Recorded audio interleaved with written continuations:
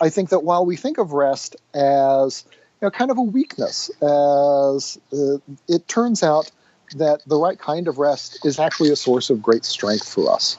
And it is something that makes us more creative, it makes us more resilient, it makes us better people.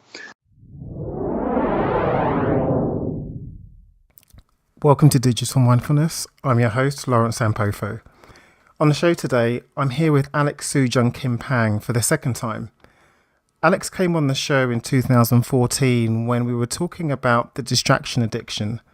In this episode, we talk about his new book, Rest, Why You Get More Done When You Work Less. You should listen to this episode if you want to find out about the importance of deliberate rest, what deep play is, and also how the right kind of rest in an always-on society can be a source of strength. But first of all, welcome to Digital Mindfulness. We bring together the best teachers, thought leaders, and entrepreneurs to teach you how to be your best self in an age of digital distraction and information overload.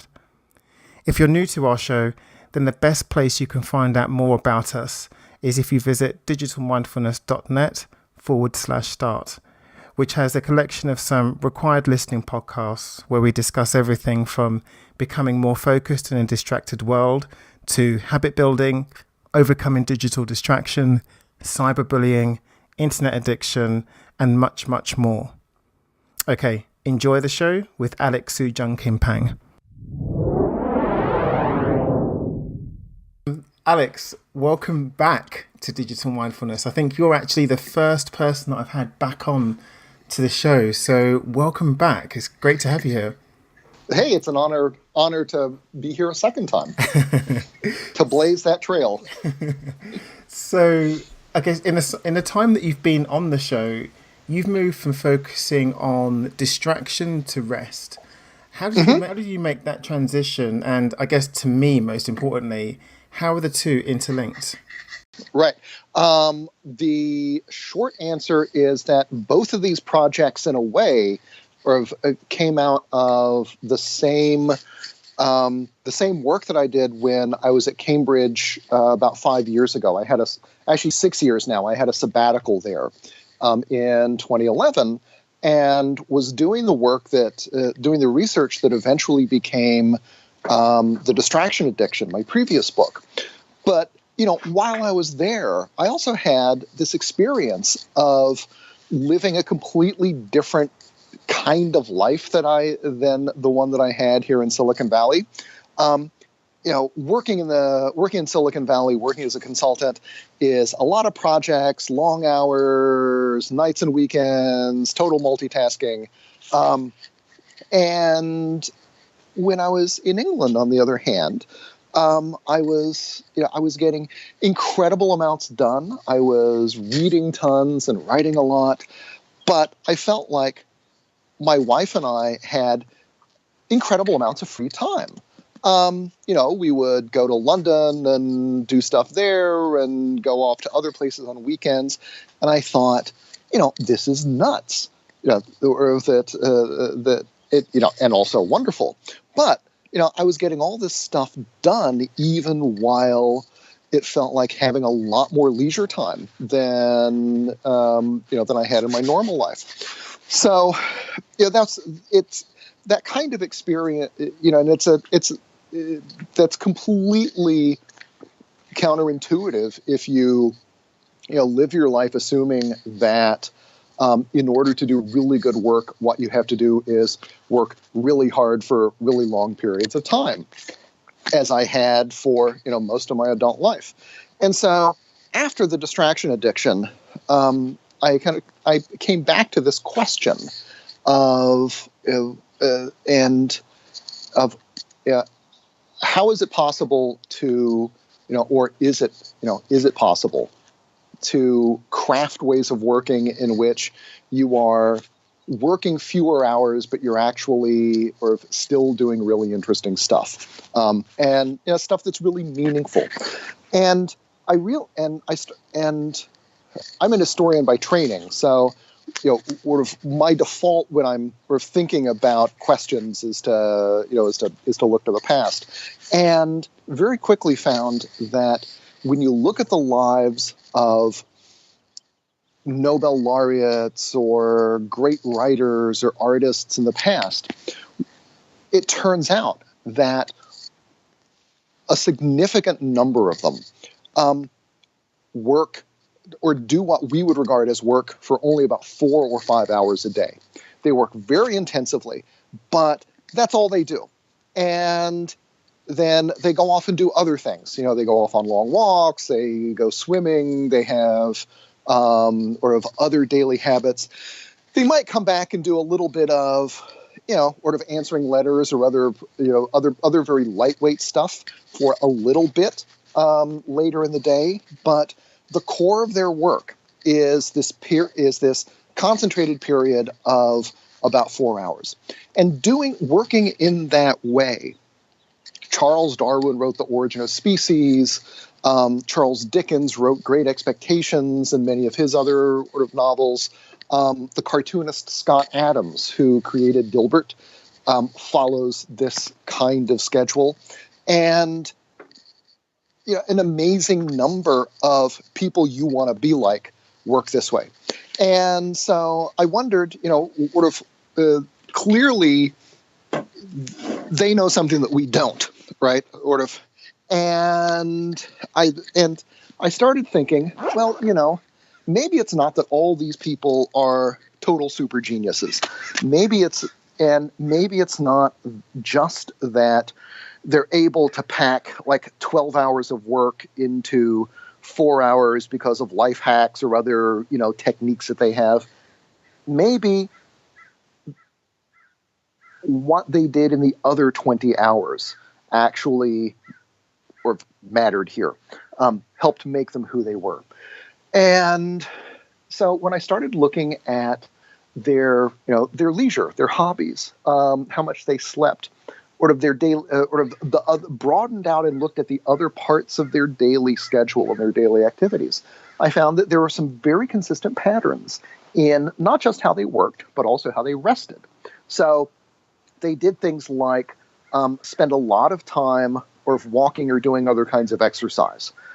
Many of them, many of them defy the stereotype of the creative or the scientist or artist as, this kind of schnurky person who spends all their time indoors and, never gets any exercise.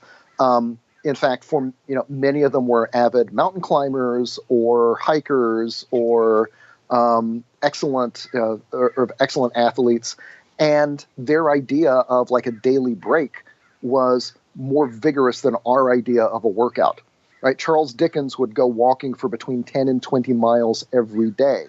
And this was like, in those Victorian boots. So, he's not like putting on Under Armour and, and trainers and making it easy on himself. And he's not at all unusual. And so, seeing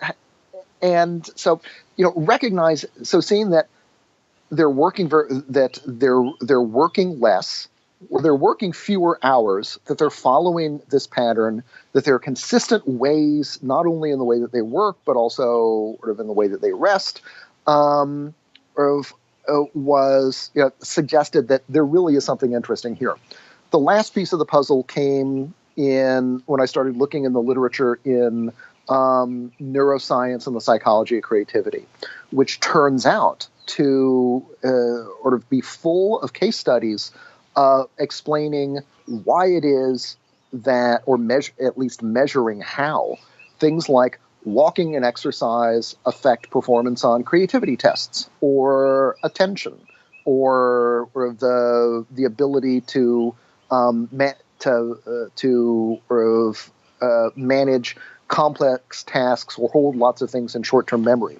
And so there is a body of scientific research that explains why it is that people like Darwin or Einstein or Toni Morrison or Pablo Picasso or Salvador Dali worked the way that they did and rested the way that they did, and why those two things actually worked together to make them super creative and super prolific. Now, so how does this connect to the distraction addiction? Well, the simple answer is that the distraction addiction was about the importance of focus, the importance of concentration in doing good work. And rest turned out, as I realized about 2/3 of the way through it, to be a sequel to this, to the distraction addiction, in that it was about the importance of sort of mind wandering and rest and leisure in doing creative work. And so together, those two books sort of cover the two great things that I think you need in order to do the kind of work that you want. There may be a third, and maybe I'll find, maybe I'll or discover that at some point and write a sequel.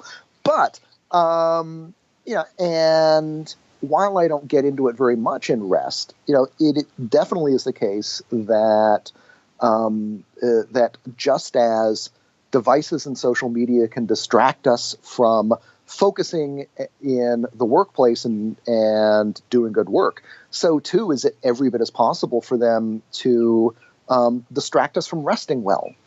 There are, just last month, there was a study that came out about how people systematically underestimate the amount of time that they spend on Facebook. And there actually have been several studies like this now that show pretty consistently that people are really good at underestimating how much time they are on social media, and that it is and that not only is it the case that there's a lot of stuff there that is appealing or distracting, but we also do a really good job of rationalizing our ability to spend small portions of time on those, but actually consuming large portions of time. And so, given that there are only X number of hours in a day, that means less time for other more cognitively beneficial and creatively stimulating activity or leisure, including leisure activity.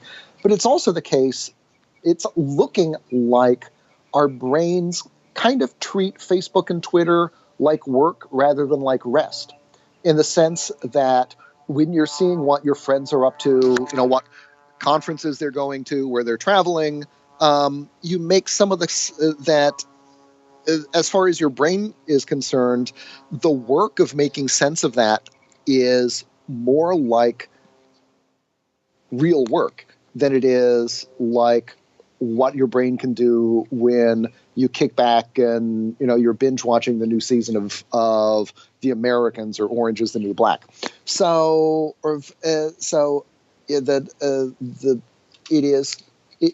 it turns out to be just as important to be mindful of how you use devices, of how devices want to use you, of their effect on their effect on both your attention and on your ability to let your mind go and to let your mind wander and to think about nothing at all. So that's how those books are connected together. I really love what you're just talking about and think it's absolutely true. But for a lot of people listening to this, they might just say, do you know what? I don't have the time to work 5 hours a day. The type of job that I do requires me to be online for a lot of the day, if not all day. So what would you say to these people? Why is it so important physiologically and psychologically for us to be able to completely rest? There is now a century's worth of research that looks at a couple of sort of big questions. One is, what happens to people and organizations when they overwork chronically? The second is, what are the short-term and long-term benefits for people and companies and creativity from vacations and leisure activity? And then the third is, what's the relationship between rest and creativity? So now, for the last 100 years or so, psychologists and organizational sociologists have found that overwork is actually, in the long run, sort of a terrible strategy for people and organizations to pursue, because basically what happens is that it's possible to kind of go into overdrive for brief periods, and I'm talking about like a few weeks. So, when there are, we're talking about like seasonal periods where, projects are due, or there are big trade fairs or tax time or something like that, right? It's a period of, the month where everything is happening, and there's just tons of work, and you got to stay late and do it. Now, people are perfectly capable of handling a few weeks of that and increasing their productivity. After about 8 weeks or so, though, for people working longer than 40 hours, there is a significant drop-off in their productivity, so that after several months, they are no more productive than they are if they're working 40 hours a week. And you also have the problem of increased likelihood of people making sort of mistakes, of errors of judgment. People who are stressed and are chronically overworked are more likely to cheat or to cut corners, which is a problem if you are, in the law or medicine or or doing scientific research or any number of professions, and especially in organizations that are doing highly complex or very precise kinds of work, this can lead to disasters. So, the Samsung 7 debacle, it turns out to be a really good example of this. The story is that Samsung realized that the iPhone 7 was going to be delayed, and they decided that if they could get their new flagship phone out before the new iPhone, that this would give them a leg up in the marketplace. And so everybody in the phone division went into overtime. The engineers were sleeping under their desks for months. You had, and they did titanic amounts of work that resulted in a phone that was absolutely brilliant, with one little problem that nobody had noticed because they were either too tired to pay attention to the details of the testing with the battery, or they had so many things going on that they couldn't pay as much attention to and notice the warning signs that there was a battery issue. And so they ship millions of these things, and it turns out the batteries explode.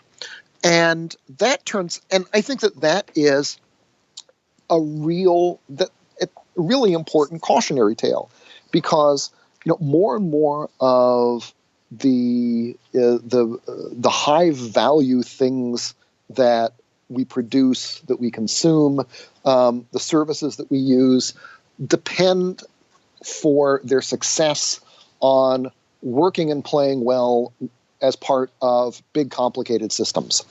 And so that means that a mistake that you make can turn out to have gigantic ramifications in a way that it wouldn't if you were making, say, wooden toys. And so, but the literature on the long-term consequences of overwork is very unanimous on this point. It's also the case that people who are sort of chronically overworked, who are chronically stressed, are more likely to suffer from things like obesity, heart disease, other kinds of sort of stress-related illnesses, and tend to have higher mortality rates and don't live as long. So that's another reason it's not good for you. The benefits of vacation, on the other hand, are just as well understood and demonstrably are as beneficial as overwork is harmful.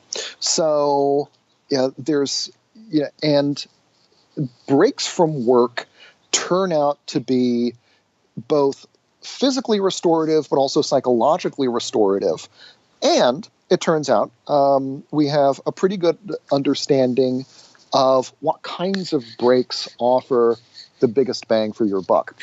There was a really interesting study that was done about 25 or 30 years ago of military reservists, and comparing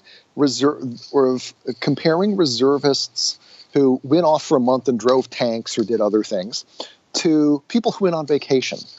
And it turned out, and we've seen this in studies in the US and the UK and Canada and Israel, that people who return from military service have levels of enthusiasm for their job, resilience, job satisfaction, as high as people who had spent a couple of weeks at the beach. This tells us two things. Number one, that just getting out of the workplace is restorative. But second, that actually doing active things rather than passive things offers a better return on investment in terms of rest. You can also see this in sort of much smaller scale studies. Women executives, for example, who go on business trips tend to find those more restorative than men do, because it means they're not dealing with kids and housework. When you're when you have to fly to Copenhagen to pitch to clients, there's certainly plenty of pressure to do well. On the other hand, someone else is making the bed, and you don't have to worry about doing the dishes. So, that kind of change turns out to be restorative as well. So the benefits of taking regular vacations also extend into longer life, sort of lower rates of heart disease, sort of lower rates of sort of dementias and other kinds of cognitive issues later in life. And so vacations and leisure turn out to be every bit as beneficial as overwork is harmful. And then finally, there's this literature on creativity and leisure and rest. And what we are seeing is that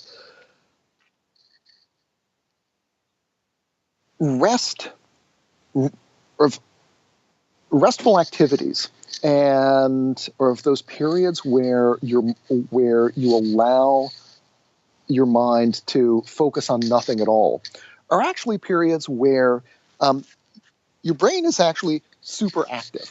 But in the 1990s, scientists who were using fMRI, those brain scanners that show those cool color pictures of your brain doing stuff, discovered that when they put people in fMRI machines and told them to think about nothing at all, just like be as relaxed as you can, their brains actually didn't get quiet. Instead, what happens is that a whole second sort of network of connections between parts of the brain fires up, and it does so really quickly. It turns out that the resting brain is no less active in terms of energy consumption and number of neurons firing than the brain when you're trying to figure out how to get how to drive in traffic in London or do calculus problems or other really complicated things. And furthermore, that resting brain has connections between parts that seem to allow it to explore a wider range of ideas or connections between things than our conscious brains or conscious minds. And so this helps explain why it is that we all will experience that phenomenon of having sudden aha moments or insights. That thing where you're trying to remember the actress who was in that thing and was also on that in the movie and dated that person, and you can't remember who it is, and then you are you're on your way to work and you realize, wait, that was Scarlett Johansson. that's the default mode network continuing to work on the question of who was that actress, even while you are doing your conscious mind is doing other things. What people who learn to practice deliberate rest are doing, it seems to me, is learning to rest in ways that harness that default mode network, that allow them to, in a sense, outsource some of the work that they are doing to their creative subconscious, so that they are able to solve problems, to formulate insights, without apparently having to work, quote unquote, as hard on them as the rest of us. And indeed, it is arguably the case that this helps explain why some people are as strikingly original as in their work as they are. So Henri Poincaré, the great 19th century mathematician, who had a number of these moments of insight where he worked intensively on a problem and then put it aside, and then weeks later had an answer come to him while he was walking on the cliffs or riding in the bus, said that much to his chagrin, he had to admit that his subconscious mind was the better mathematician, because it was able to come up with solutions to that he, working consciously, could not.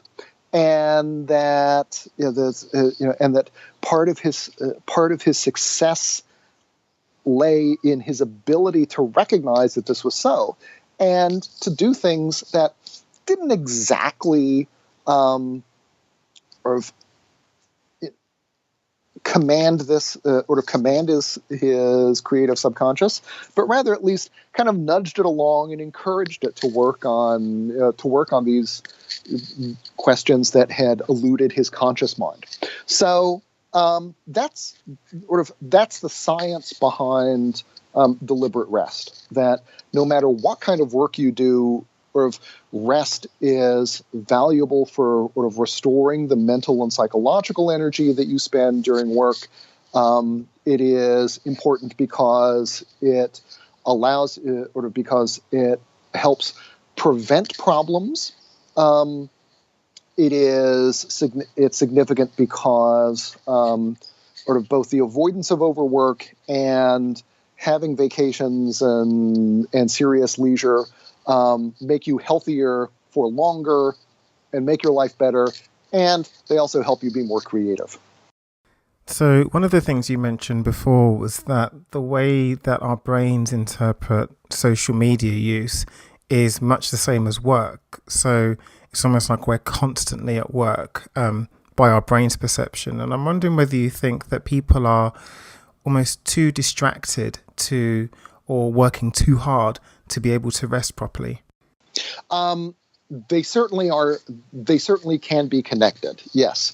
I think that at a practical level, there is distraction in terms of time that we spend on social media or devices that we could spend doing other more profitable things, things that give us better rest. The second thing, though, I think, is that an important part of triggering and using the default mode network, of doing what psychologists call mind wandering, which is the state that you're in when you don't have to focus your attention on anything in particular. It's that zoning out when you're sitting in the back of a car or folding laundry or doing other kinds of mindless activities. The ability to get into that state is, I think, negatively affected by constant engagement with social media, or with digital devices, because rather than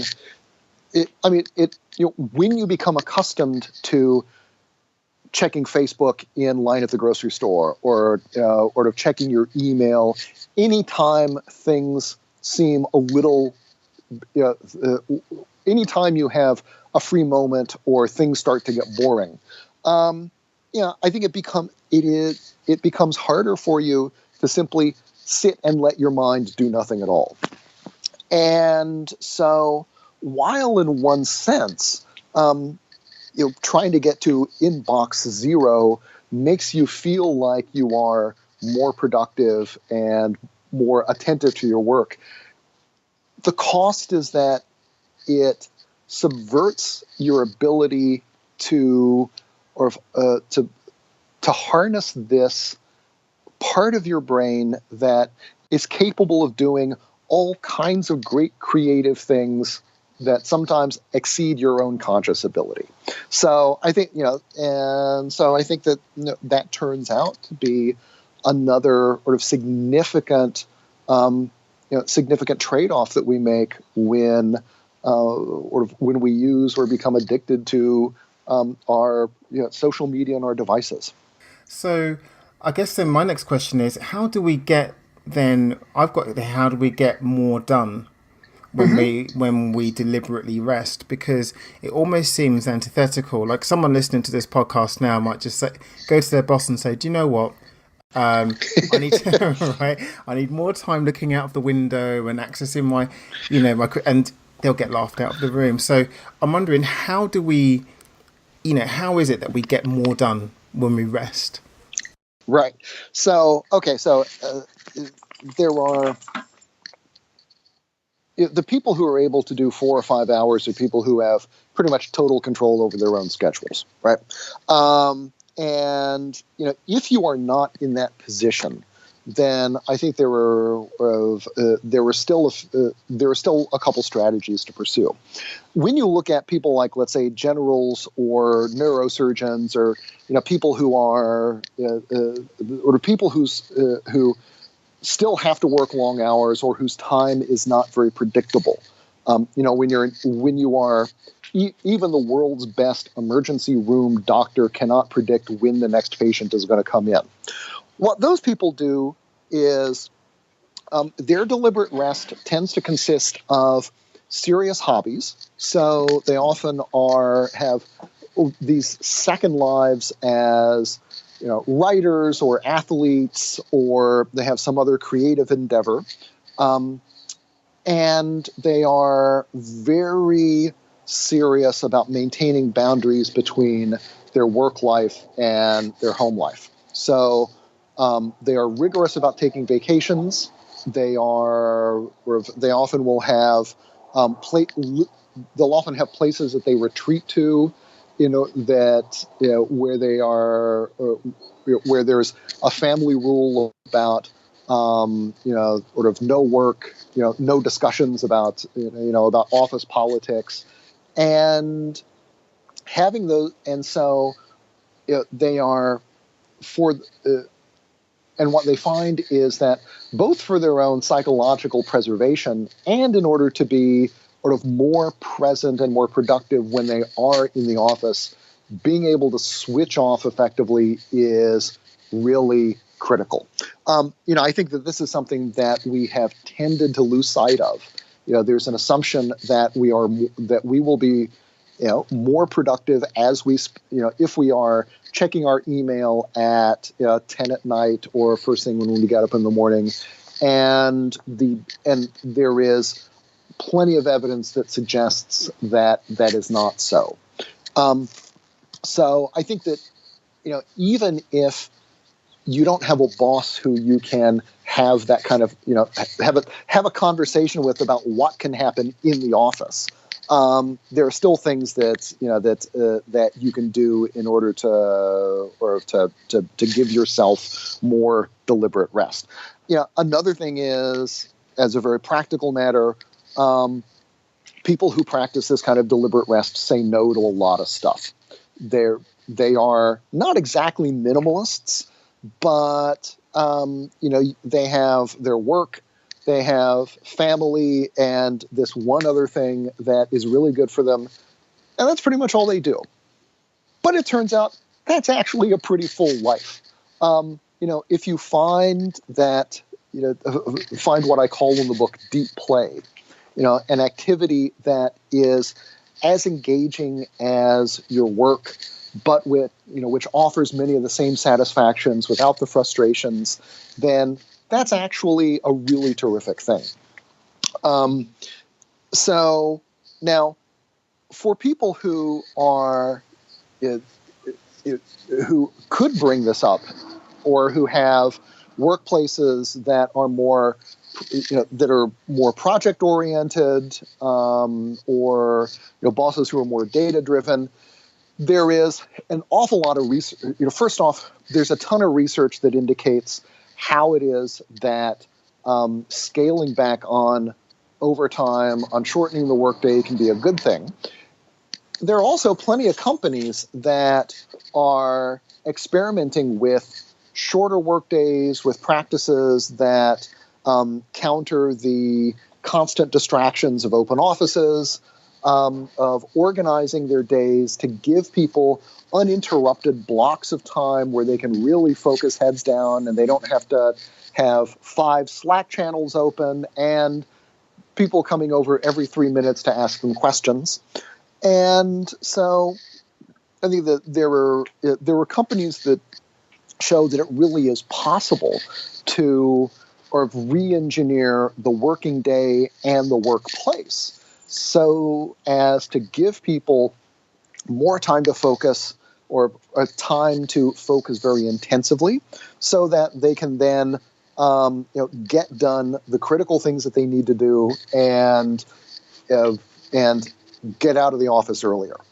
And then if you have a lot of control over your time, then I think that the things that separate the people who do really well with that from those who don't are that, first of all, you have a routine that blocks off periods where you're working really hard.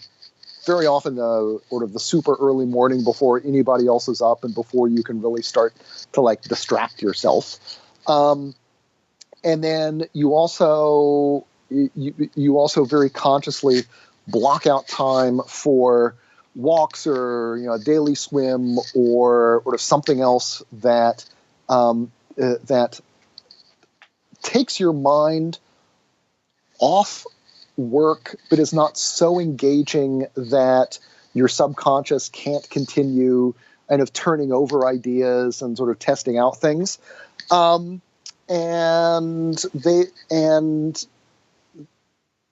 if you're able to do that, you find that kind of balance, then I think you find that you can actually be very productive at big complex tasks without having to spend enormous amounts of time on them. This is something that I do myself. The 4 or 5 hours, this was something that I started seeing when I was writing The Distraction Addiction. I would get up really early in the morning before my children or wife were awake. It was also so early that I had no interest in looking at Facebook or Twitter, because, if I was going to force myself to get up at 5 a.m., I was actually going to get stuff done. And nobody else was awake anyway. And I found that if I did that by 10 in the morning, I had written, a few pages, and I felt really good about it. And, and I am someone who previously had, generally started work at 9 or 10 at night, and assumed that you burn the midnight oil, and that's how creative people worked. But I found that that working in this way, with this much more measured pace, I've been able to write 2 books in the last 5 years, and which is a pretty good record so far. So my own life tells me that this is a better way of working than the one than the heroic you know, 90-hour week of, you know, style, you know, or of erase the boundary between work and life style that we've come to think is both desirable and inevitable. It's interesting though, because I think that we have to, not only in companies but in ourselves, build this rest culture, right? Because and it is a culture, it's a way of thinking, and I'm wondering what you, obviously, you know, you've got your company, which I hope you go on to talk about, but I'm wondering how you would advocate doing this, because I know even recently Donald Trump, it was revealed that apparently that he only sleeps 3 hours a night, and Margaret Thatcher only 4 hours a night, and you know, these people are celebrated, and actually when you go into a lot of companies, you know, the metric for success is all about, you know, the time that we spend in the office doing stuff, producing things. Right. It's all optimized for efficiency. So it's almost like, how do you get that culture change to shift from efficiency to doing our best work? Right. Well, you know, I think the first thing to point out is that long hours are actually not so much about efficiency, because the assumption is, it's almost like assuming that if you can do in 12 hours a task that someone else can do in 1 hour, that you're going to hire the 12-hour person, which is obviously not the case. Now, I mean, I think that, you know, we need to recognize that for a bunch of reasons, we treat the amount of time that people spend working as a measure of their commitment and their productivity, when in fact it measures neither. There are, you know, I think that that if you are, you know, there are only some very specific fields where a relationship between time and income is, you know, really holds. You know, if you're a lawyer and you're billing people basically by the minute, then yeah, the more time you spend with a client, the more money you're going to make. But generally, that relationship is a lot less clear than we believe. But we believe it because we've grown up in a world in which our exemplars are people like Margaret Thatcher or, you know, Steve Jobs or Elon Musk or hedge fund managers, you know, people for whom success meant working intensely long hours, often in a kind of race against the clock. You know, whether it was a race against the next election or the next, you know, turn in the economy or turn in Moore's law, which meant that they had, you know, if they were going to make their mark, they had to do so now, and thus rationalizing, or apparently rationalizing, titanic numbers of hours. You know, it's also the case that that living in an economy that is both sort of more global and more uncertain, that employers have been able to demand longer hours from their workers, you know, from their workforce. And always, you know, behind this is the implicit or occasionally explicit threat that if you don't put in these long hours, we can easily find someone who will. And then finally, there's been this weird sort of culture shift that has happened among professionals, which is that, you know, it used to be the case that having leisure was a mark of your success. But today, the equation is flipped. The real status comes from being super busy. And, you know, if you are overcommitted, if lots of people want your time, this shows that you are in demand, that you're successful, that, you know, sort of you're doing work that's significant. And leisure, in contrast, has come to be seen as either, you know, kind of shady, or as something that the truly successful, busy person shouldn't need or shouldn't have time for. So, all of these things together, I think, sort of help create this sense of inevitability and inescapability of sort of busyness and overwork. That is not to say that, but I say the appearance of their inevitability. I think it's still the case that we have room to maneuver, and we have room.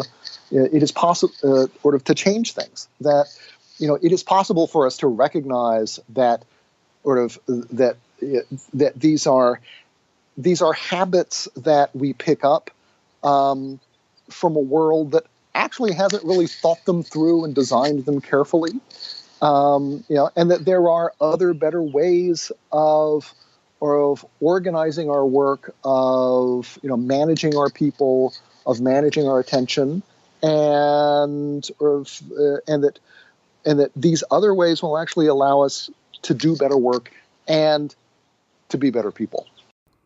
It's a real shame that we, I think us in our offices and the way that we approach work, that we tend to think that the more time that we spend in the office equates to the more success that we have. So it's really like an industrial model of production, that the more uptime there is, then the more successful we'll be, when rather maybe we should be thinking about the extent to which we do our best work as the measure of our success. Right. Yeah, which arguably is the case if all you are doing is filling tubes with gunpowder. But, even in those, however, the first studies showing that overwork led to all those problems that I talked about before were actually done in British munitions factories during World War I. Around 1916 or so, the government realized that these factories were running at 60 or 80 hours a week, and people were working 7 days a week, but they were no more productive than they had been a year earlier. And that led them to ask, okay, so what is it that's going on? Are people shirking?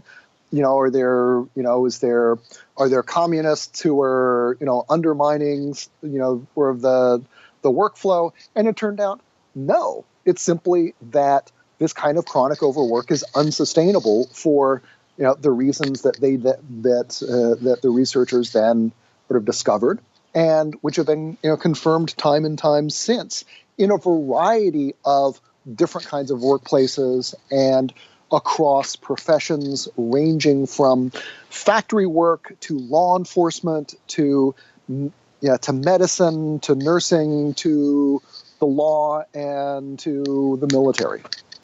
So we spoke earlier about the importance of deep play as a way to get deliberate rest, but what are the other ways that you managed to get into this state of deliberate rest?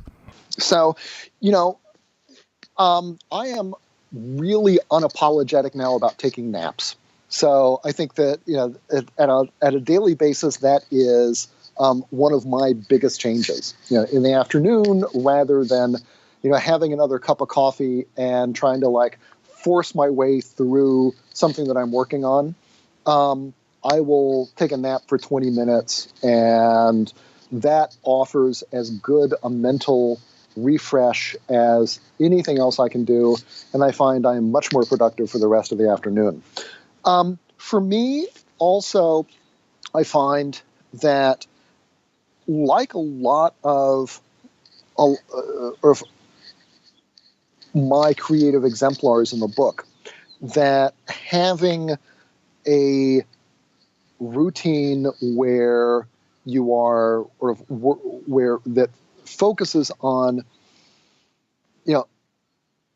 intensive periods of work, and then declaring oneself essentially done for the day, kind of pacing out your work so that you think about completing tasks over the course of a couple days rather than one giant heroic burst, is really important for doing a lot of good work.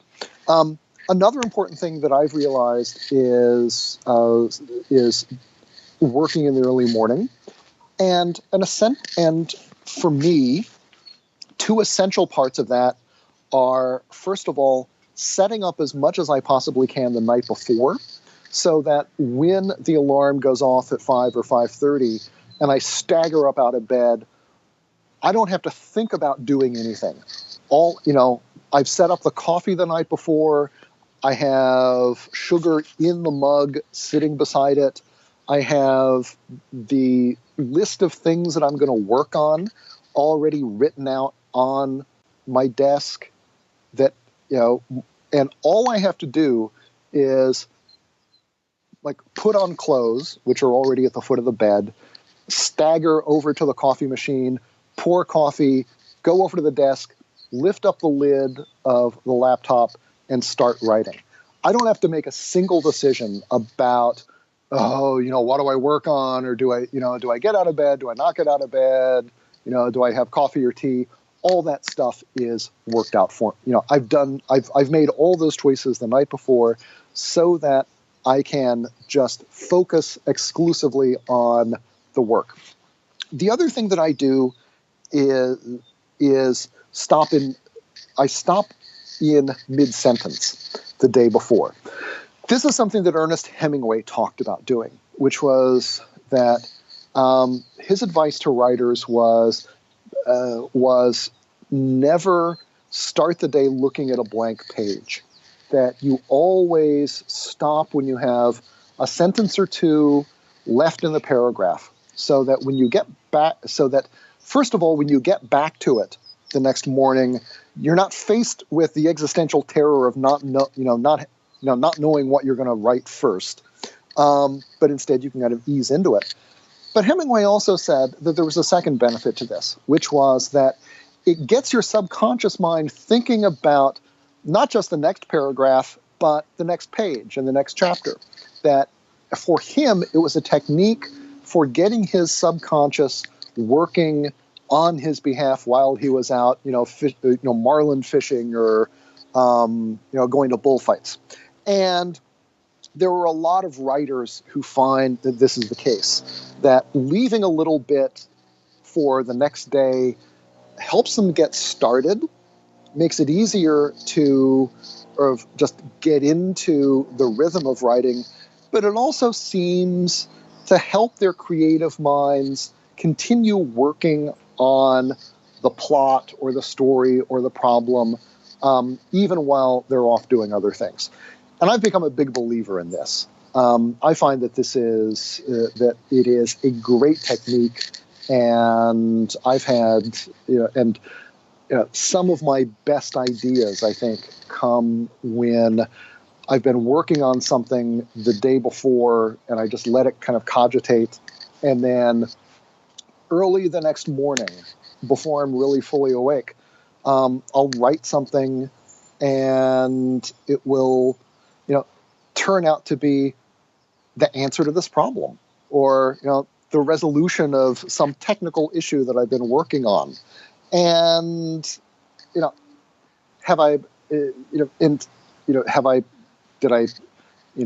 work out the solution while I was dreaming? Did I do, was there sort of exactly when the answer came to me? I don't know. But the fact is, it's there. So when that happens, it's a really terrific feeling. So, Alex, now that you're on this journey from addiction to rest and deliberate rest, what would you say are the most important human traits, and how do we cultivate those? That's an interesting. That's an interesting question. I've been sort of thinking about this partly in the context of, debates about automation and the erosion of, the ability of robots to do increasingly sophisticated tasks that, not just blue collar workers or manual workers do, but also, white collar and professionals. And, it really raises the question, what are humans good for, right? If algorithms and soft robots are capable of doing, sort of diagnosing, or of diseases or reading x-rays or so forth, then what do why do we need workers at all? And I think that the one thing that really does still distinguish people from robots is our capacity to rest well and to be creative. That it is for all of the kind of cool and quirky things that, let's say, IBM's Watson is able to do in creating movie trailers, or that Google's artificial intelligence division has been able to do in terms of making a system that's capable of creating dreamlike images. Those are kind of interesting, but they are nowhere near what humans are still or what humans are capable of doing. And I think that while we think of rest as kind of a weakness, as it turns out that the right kind of rest is actually a source of great strength for us. And it is something that makes us more creative, it makes us more resilient, it makes us better people. And so, but I think that that in strict economic terms, that the human capacity for thinking creatively is the single most important thing that we have in our favor. And it's also the case that that kind of creativity is not just something that you exercise like when you're working on an ad campaign or doing medical research. That kind of creativity is something that we need to be able to draw upon in our daily lives, when we're dealing with family stuff or managing children. And so that's, it's not just like creativity with the big C, the kind that yields, the Sistine Chapel. But modern life demands actually a lot of creativity in order to navigate through and deal with its various challenges, and to live well. So it is essential both as a thing that distinguishes humans, but it's also important as a thing that helps make us human. Alex, where can people find out more about you and Restful? And so the Deliberate Rest blog, which talks about the book and sort of new research in creativity, new experiments in the workday, that is at deliberate.rest. Rest is actually now a top level domain. So I was quick to grab that URL. And then the Restful company is restful.company. So, and that explains sort of what it is that the Restful company does and how to get in touch. And then on Twitter and pretty much every other platform that I am on, I have the username AskPang, AskPang. So I'm pretty easy to find. I think, Alex, this has been such an important episode, just like learning just how important it is to rest. And again, just that distinction from, let's be our best selves, not just our busiest selves, right? Yes, absolutely. Just so important. And yeah, thanks so much for coming on again and sharing that with us. I really appreciate it. It's been a real pleasure, Lawrence.